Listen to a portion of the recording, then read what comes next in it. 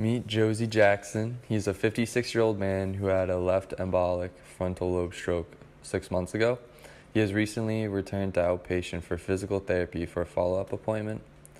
He presents with mild aphasia, expressive aphasia, and he is living in alone in an apartment on the 3rd floor. He is nervous to partake in community events because of his decreased stair mobility, and decreased gait speed. He presents with right upper extremity spasticity, only stage 4, and right lower extremity spasticity, stage 5. So most of his spasticity is starting to leave. He has pretty good MMT scores. His right hip flexion is 3 out of 5, abduction and extension is 3- out of 5, and knee extension / flexion is 3- out of 5. He wears an ankle foot orthotic on his right foot because he has 0 out of 5 MMT for dorsiflexion. So it helps him ambulate a little bit easier.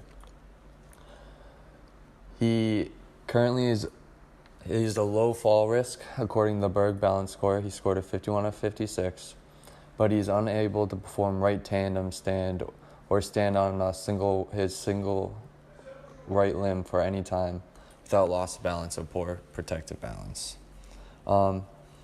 He currently is an independent ambulator using a plastic foot orthotic on the right ankle and a straight cane. His gait currently, he has decreased step height during the right swing, and he has decreased time spent in a single limb stance. So this presents as he takes a step with the right side and quickly follows it up with the left. He has difficulty ambulating on uneven surfaces such as grass or an incline, and his gait speed is 55 or 0.55 meters per second. Josie's also has mild expressive aphasia. This is also called Broca's aphasia. The patient may have a decreased ability to articulate what they want to say. So some things that we can do to work with this is have the patient write down what he's trying to say on a notepad and communicate that way. It's only mild, so it's not really a big deal. So a lot of the exercises I did were focused on the patient's salient want to partake in community activities. So I tried to focus on improving his gait speed and his gait pattern by correcting his or accommodating his hip hiking and lack of dorsiflexion. Also, I found an article, so it is based on improving the patient's proprioception on a treadmill, blindfolded. So for treatment number 1, we're doing step-ups. We're focused on weight bearing on the involved extremity and stair function. Our goal is to increase hip flexion, increase the quads, glutes, and hamstring muscles, which will help the patient reach their goals of being more functional ambulating on stairs to improve the step height and the single leg stance of the gait pattern. So what we're doing first is we're demonstrating to the patient how to perform the exercises. I'm giving him tapping to tell him to push into my hand, giving him tapping to show him the initiation of the movement, and then I am having him push into my hands, saying push, push, push, push. Good. Now pull, pull, pull, pull, pull. And I have him relax, and then we repeat the process. So I'm just demonstrating how to perform rhythmic rotation right here. So we need this for treatment number 2 for the lunges. So we keep or decrease the spasticity.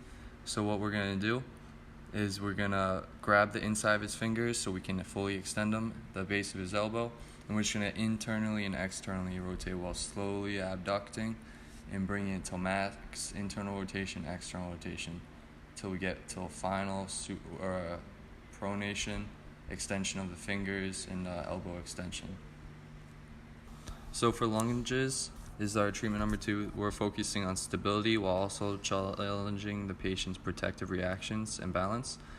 This exercise will help strengthen the glutes, quads, hamstring muscles, During this exercise, clinician will be using alternating isometric rotations and rhythmic stabilization. So what we're doing first is standing him up while keeping his upper extremity, putting pressure on the upper extremity to decrease pressure. We're going to have him step forward with his right leg, and we're going to have him form 90-degree angles with both knees. And while he's in this form, we're going to do alternating isometric. So I'm just going to have him say, push into my hands, and he's going to lean forward or push forward. I'm going to have him put my hands behind his back and tell him to pull into my hands, pull, pull, pull. And then side to side, I'm going to put him, say, hold, hold, hold. My case study was about increasing right knee proprioception while on a treadmill, doing treadmill training blindfolded. This facilitates the somatosensory and vestibular sensory input more, which in turn improves the proprioception of your legs. So all we do is we have the patient walk, we position the patient in the middle of the treadmill, and we blindfold them. We give them, they can use the treadmill as support instead of using their assisted device. Notice how we have the patient using his AFO with this also. We gradually start at a very slow pace until the patient feels comfortable walking, and then we just keep going for 10 minutes, gradually increasing the speed.